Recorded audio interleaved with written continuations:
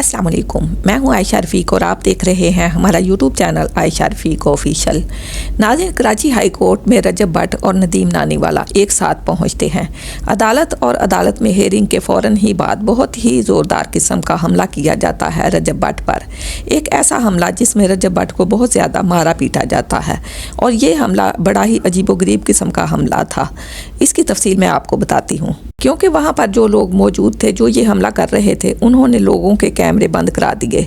जो लोग कैमरा से वीडियो बनाने की कोशिश कर रहे थे, ये बताया जा रहा है कि उनसे बाकायदा तौर पर कैमरे छीने गए, उनके कैमरों का रुख दूसरी तरफ किया गया और जिन लोगों ने थोड़ी बहुत वीडियो बना ली थी उनसे वो कैमराज लेकर वीडियोज़ डिलीट कराई गई। लेकिन एक ऐसा शख्स था जिसने वीडियो बनाई। वो वीडियो जो है उसका रुख जो है लोगों के पाँव की तरफ है, लेकिन पाँव की तरफ रुख होने से पहले वो उस शख्स को कैप्चर कर चुका था जो रजब भट्ट की तरफ तेज़ी से आता है उसको मारने के लिए, उस पर अटैक करने के लिए। इसके बाद वीडियो का रुख जो है वो पाँव की तरफ हो जाता है। गालबन उस शख्स ने अपना कैमरा जो है वो बंद नहीं किया था, ऑफ नहीं किया था, जिसकी वजह से वीडियो मुसलसल बन रही थी।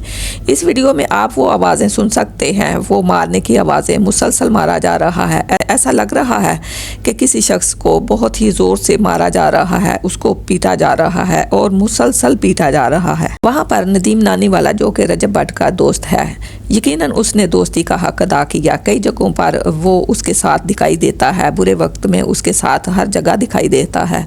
वहाँ पर नदीम नानीवाला जो है वो रजब भट्ट को बचाने की कोशिश कर रहा था। कुछ वीडियो क्लिप्स में वो नज़र भी आता है उसको बचाते हुए, लोगों को पीछे करते हुए, लोगों को पीछे धकेलते हुए, लेकिन साथ ही साथ वो पिटता भी है, उसको भी मार पड़ती है। और रजब भट्ट जो है उसको बाद में देखा जाता है कि उसके कपड़े फटे हुए हैं और हालत उसकी बुरी लग रही है। साफ पता चल रहा था कि उसको काफ़ी ज़्यादा मार पड़ी है।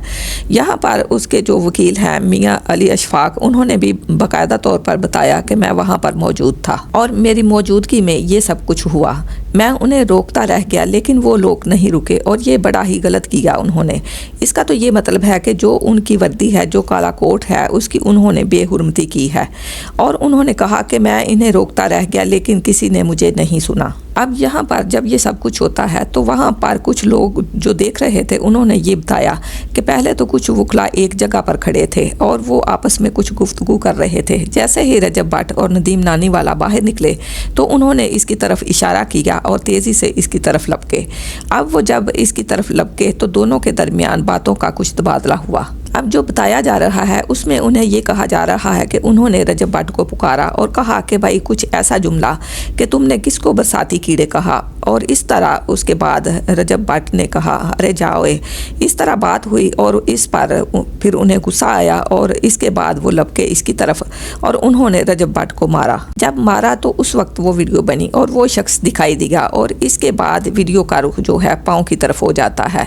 बाकी लोगों के कहा जा रहा है कि कैमरे छीन लिए गए और फौरन आवाज़ें आ रही थी कि कैमरे बंद करो, कैमरे बंद करो, कोई वीडियो नहीं बनाएगा। यानी अब यहाँ पर आप इनकी गुंडागर्दी देखिए। बड़ी माजरत के साथ हम सब वकला की बहुत ज़्यादा इज्जत करते हैं और बहुत से हमारे भाई हैं जो बहुत अच्छा काम कर रहे हैं, लेकिन जो लोग इस तरह का काम करते हैं तो उनको इस बात का पता होना चाहिए कि बात का जवाब हमेशा बात से ही दिया जाता है। दो लोगों को अगर मिलकर 10-12 या 12-14 लोग मारना शुरू कर देंगे तो उसको तो गुंडागर्दी ही कहा जाएगा ना। बहुत ही अच्छे काम लोगों ने किए हैं हमारे वकला ने, लेकिन कुछ लोग जब इस तरह के काम करते हैं तो फिर बदनामी सबकी होती है। सोलंकी साहब किसी को इंटरव्यू दे रहे थे और इसमें वो कहते हैं कि जी हम तो आइन के पासदारी करते हैं, हम तो बड़े आइन के साथ खड़े होने वाले लोग हैं, तो हमारे खिलाफ इन्होंने नाजेबा अल्फाज इस्तेमाल किए, हमारे एक वकील को धक्का दिया। वो ये कहते हैं कि जी रजब भट्ट ने हमारे एक वकील को धक्का दिया, कराची लाहौर के वकला के खिलाफ नाजेबा अल्फाज इस्तेमाल किए।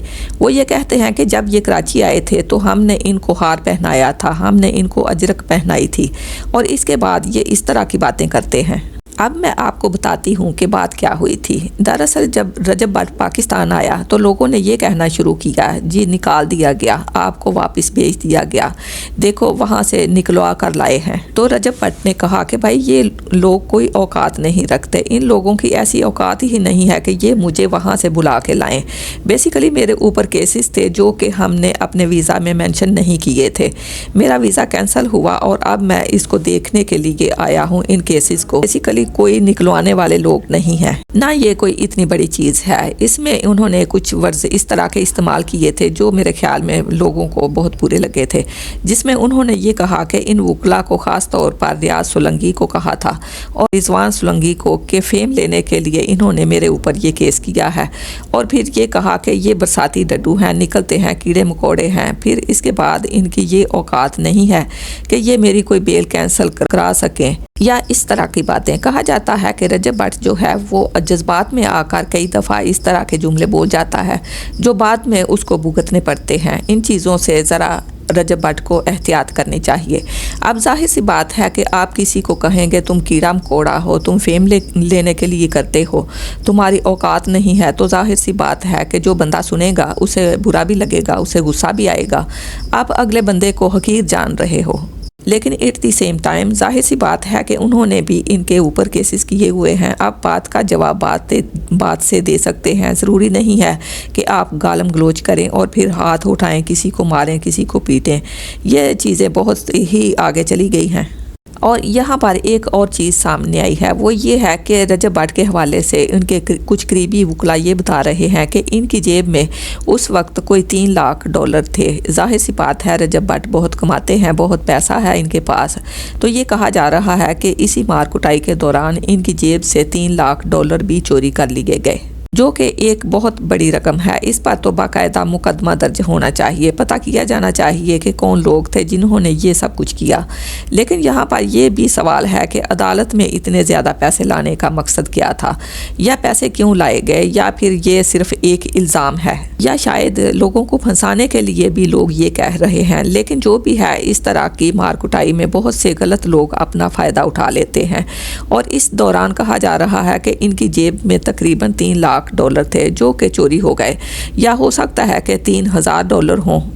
इनकी कुछ चीज़ें चोरी हुई हैं इस वाक़े के दौरान, क्योंकि लोग हर वक्त ताक में होते हैं और ऐसे मौके पर फ़ायदा उठा लेते हैं। कमेंट्स में अपनी राय का इजहार लाजमी कीजिएगा। इसके साथ ही अपनी मेज़बान आयशा रफ़ी को इजाज़त दीजिए। अल्लाह हाफिज़।